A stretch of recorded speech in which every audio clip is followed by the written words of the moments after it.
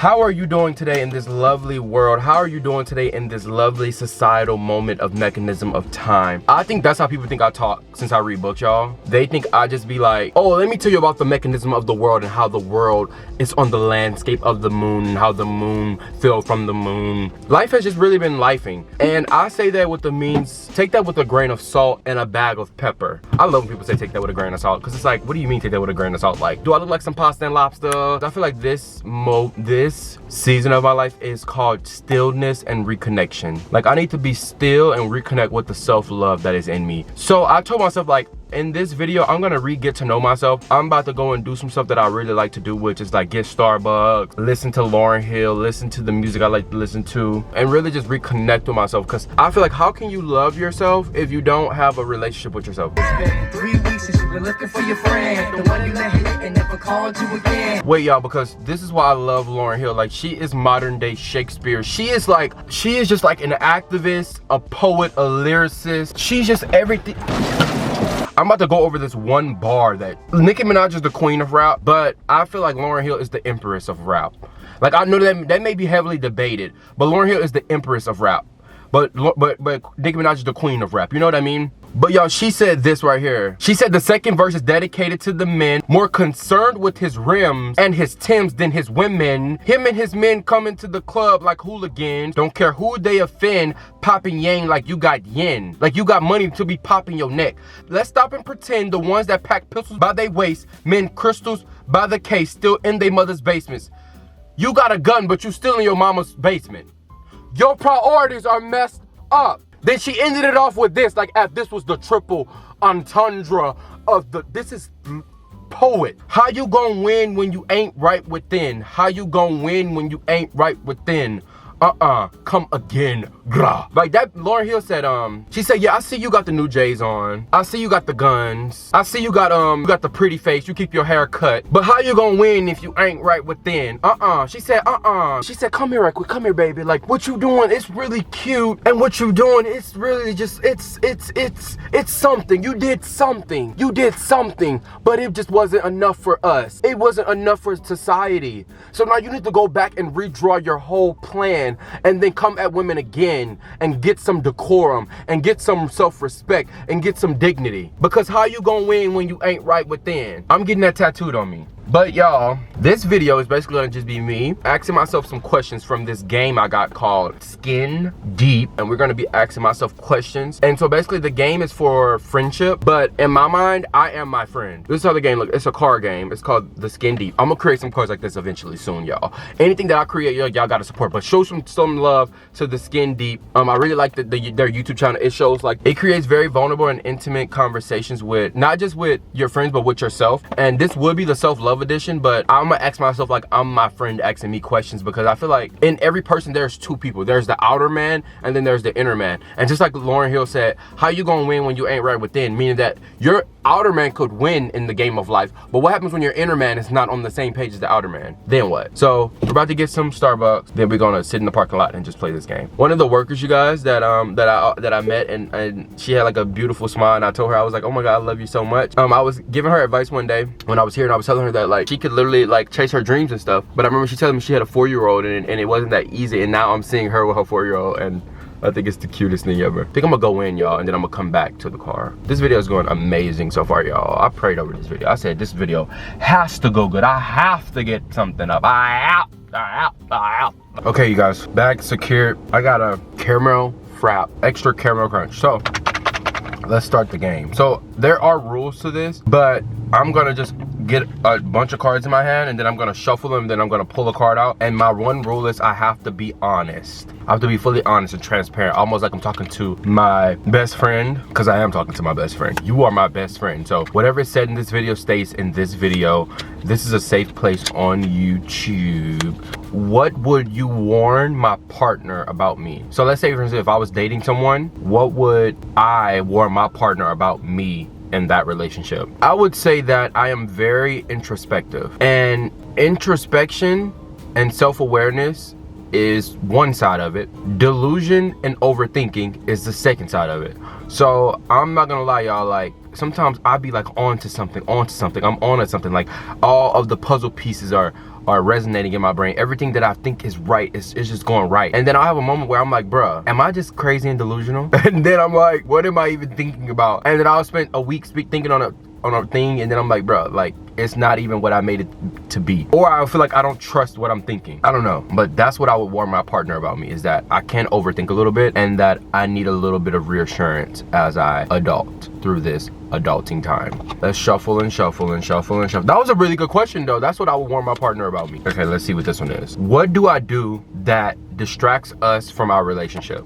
So the thing that I do that distracts me from my relationship with myself is, I will be honest, I procrastinate a lot. The thing that distracts me from my relationship with myself is discipline. I'm not gonna lie, y'all. When it comes to self-love, it should not even be called self-love. It should be called self-discipline. Because if I'm not showing up for myself, y'all, I be like, bruh, I don't trust you. Who is this you laying up with in this bed? You up here laying up with doubt and depression and anxiety when you should be laid up with me, with self-love, with self-esteem, with self-confidence, with self. Like, I don't know, y'all, when I'm laid up with procrastination and undisciplinedness and just negativity, I look at myself saying, who is this? Why is she in my bed? That is what distracts me from my relationship with myself. And oh, also too, when I allow people to come into my life to distract me from my relationship with myself. People. So people, problems, and that is what would distract me from my relationship with myself. But I will encourage you guys all to like sit down with yourself, love yourself, and be still. I'm trying to get to know myself better so y'all can get to know y'all-selves better. It says, what do you love most about our friendship?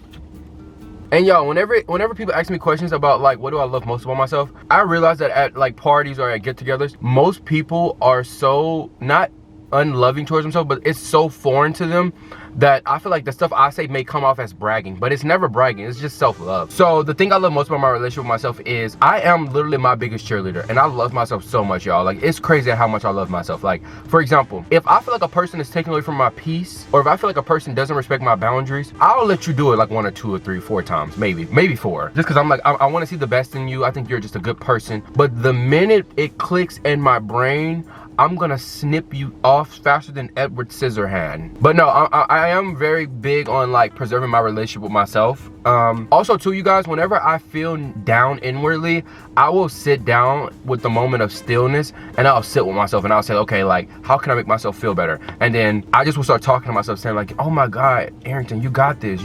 Like, I think you're amazing. You're beautiful. You're kind. You're loving.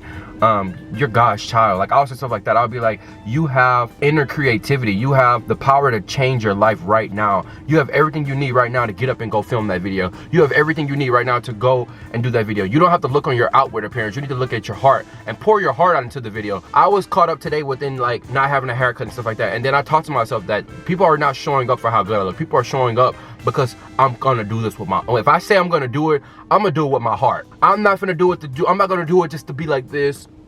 I'm saying, like, look at the foundation. I don't even wear foundation, but I'm not here to do all that. I'm here to help people build a better relationship with themselves. So I said, man, look at the outward appearance. God, look at the heart, in a way. I'm looking at the heart right now. I'm looking at the heart in me. So I'm here to give y'all my heart. So like, that's what I have that dog in me that's gonna get up and that's gonna shake up the room and go boom, boom, boom, boom, boom, boom, boom, boom, boom, boom. What was the experience that connected us the most and why? So I would say probably about a year ago, I had got kicked out of my mom's house. I got kicked out of my mom's house, y'all, and I didn't really understand this whole concept of loving yourself. I was just a very codependent, very traumatized person. I didn't really understand, like, I was just very comic relief. I thought comedy was just my way out of everything. And this is my last question because I'm on the way to go get sushi with Larry. I was just very like codependent, and I didn't really like know what self-love was. So I had a defining moment, meaning that I had a moment where everything in my life changed, where I told myself like, okay, like, you may not love yourself now, but this is not the end. I basically told myself like, this is not the end. So like, so as much as that pained me, y'all, in that situation, y'all, I was just very hurt. I was so hurt. I was just so hurt, y'all, because I just felt abandoned, betrayed, and alone. Not just because my mom kicked me out, but more so just because, not because of my relationship with myself, but it's because my relationship was rooted on other people. Imagine stacking tiles on like a foundation that is not yours. So that means that like you're putting your trust on something that is not stable, because you're not with people 24 hours of the day, if that makes sense. So since I'm not with people 24 hours of the day, the minute that security is gone was the minute that I would just like be like, I'd say to myself like, who am I? Am I a real person? I felt like that girl, y'all, from that meme when she was like, who's driving this bus? Who's driving this bus? That is how I felt. And so whenever I tell myself like, who's driving this bus, I had to become the driver of my own life. I had to show myself that like, yeah, like you have to be the savior of your life. Like you have to be able to be saying, I need to do my part in my journey. That moment of pain showed me a glimpse of my purpose. And that is the reason why I make videos like this today about self-love, is because I didn't know what self-love was. I didn't know that it was important. I didn't know that it was even a thing. In Black and in POC like households, we're not worried about that. We worried about when the food is done. We're not worried about that. We worried about if that homework is done and if them dishes got depressed or if that anxiety swept the floor. That's what I grew up hearing. I grew up hearing saying, this is what I grew up hearing saying, and I love my mom and I forgive her, but bless her heart and bless her soul. But that is crazy to tell somebody. But yeah, that was the moment I felt like I connected with myself. I feel like the moments when I felt the most pain is the moments I felt the most purpose. And so whenever I felt that purpose is, so now I'm not feeling as much pain as I was in that moment, but it gave me enough willpower and enough energy to know like, okay, like this is what my purpose is, to teach people how to love themselves more at a higher capacity and to make people laugh and enjoy life more. Like I need people to be laughing and have joy in their heart. Like if you don't got no joy, then I don't know what you're doing. But yeah, y'all, that's pretty much like what like, that's pretty much a question. I'm gonna pull up a random one while I'm driving because I don't want it to be too crazy, you know? This question says, what do you think I want most from you that I'm not getting? I think like my all. Like I wanna be like 100% in with me. Like I wanna fully decide that every day I'm gonna love myself no matter the day, no matter the time, no matter the hour. Like that is what I want most from myself, is 100%. Bro, don't be giving me 50% and then gonna say, oh, I got a portable charger at the house. We don't need to go all in. We don't need to put all the fish at the table. No, bro, you need to go all in, all. Let's try to see one more question, y'all, and then I'm going to eat some sushi, y'all. When was the last time I misunderstood you and why? The last time I misunderstood myself was when we said we were gonna do something, and then a part of me was like, oh no, I don't want to wake up at this time. And then the other part of me was like, well, we have to do this. I felt misunderstood when I did not get up, when you didn't get up, when it was time to get up, and now you want to act like you're tired, and you talking about you need some self-love. Yeah, you do need that, but you need some of this self-made money. So you guys, it is about 8 p.m. and of course, as genius as I am, I have my camera, but tell me why I left the SD card. We out here, we're in nature. They're doing like a soccer tennis match, but I wanted to ask myself some more questions while I walked around or even just sat down. I'm gonna sit down for a few of them, stand up for a few of them, but I'm excited. How am I helping you become the person you want to be? So the way that I want to answer this question is, I think that like I think I'm on the right track, you know? You know how hard we are on each other, and we'd be like, oh, I don't know if I'm going in the right direction. I don't know if I'm creating the things I want to be known for. I don't know if I'm doing the right job. I don't know if I'm in the right degree. But it's like, you are doing something. It's better than doing nothing at all. Like, at least I'm trying. I don't have to be Einstein whenever I pick up a camera and start editing a video. Like, I'm gonna give it my best shot, but I'm not gonna be Will Smith in Men in Black 5 because I'm Arrington. I am doing this the best way I know how to do it. I'm learning, I'm growing, and I'm just striving to be the best version of myself that I can be. And I do know that that is not a place that that's not a destination really, because think about it, there's always something to change. So it's just all about loving who you are right now. So how am I helping myself become the person I want to be? By just doing the little things day by day, collecting the little dimes and nickels until I get to 1 million. Describe the first time you had a crush on someone. So I like this person in middle school, like a little middle school love story. It's just like crazy. The way I like this person, it was kind of taboo because people didn't really like know what was going on. But all I'm gonna say is that I just like loved being around that person, even though they weren't the best person to be around all the time. I like them, but I feel like we fall in love with people, like, or we have crushes on people that are not good for us. Like, why am I in middle school saying like, oh, like, we're gonna get married? Boy, let's be for real. I don't know if that gave that any justice, y'all, but I gave y'all my best. This says, what's a memory from your childhood you most want to remember? I don't know if this is a memory from me being 19, but hopefully I look back on this video and I really want to really take in this moment. I've been like falling in love with like sunset, but look at this sunset. Like, isn't this beautiful? What's a memory from childhood you most want to remember? As somebody that grew up with a lot of trauma and that I feel like I fought so hard to kind of forget everything, let me dive back into that tool shed. I would say my memories with my brothers and my family. I grew up with 2 brothers and a little sister, and it was so crazy, and like we just all grew up together, and we all been through kind of the same things, even though they probably have been through things I haven't been through, and same vice versa. But I would say we went through the same type of abuse together. And I'm not saying that in a way of like, oh, like we went through abuse, but I'm saying more of in a way of like, you bond more with people that you've been through stuff with. So I would say like me and my brothers, we had like this unspoken like love, because we weren't the most affirmative, but at the same time we were, but not for the things that we went through, but just for us being brothers. Like, oh my God, I love you so much. You're my brother. Like, I love you. More so than being like, we all experienced like domestic abuse and domestic violence and seeing it and watching it happen to us. You know, we never really acknowledged that, and even though my brother has passed, my brother Arrington, it's probably going to be almost about a year in September. Although he's passed, I do know that there's so many memories that are still coming up in my mind that remind me of him and his presence and his love. And a lot of people always ask me like, why are you so loving and why are you so kind, or like, why do you strive to be this way? It's just because I think it's because I grew up on the opposite end of the spectrum of it being like super toxic. So I always am trying to approach every situation and every conversation and every relationship in my life with this nurturing / love. Let's do one more question, then we're gonna go to Sprouts. We're gonna go to Sprouts and just see if I need something. And then if I don't, we're gonna go home and we're gonna make peanut butter and jelly sandwiches. So I'm excited. Okay, the last question is, what are the 5 things you love most about me?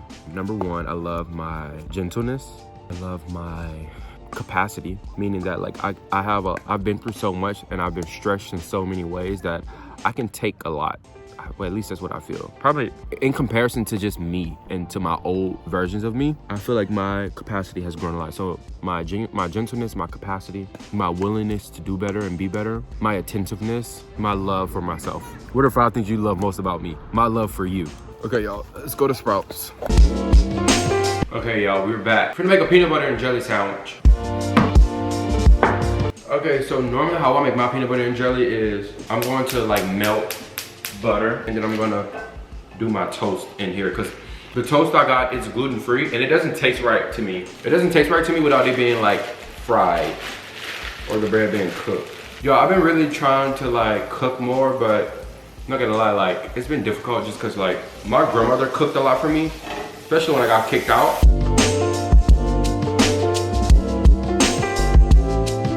Going with this peanut butter. I don't want it to be like too gooey. I love creamy peanut butter and jelly. Like people that like crunchy peanut butter and jelly should be put in, like you should be put under the prison. Like you should get life in prison. Now, since these are cooked, let's add some of the like the stuff that it needs on it.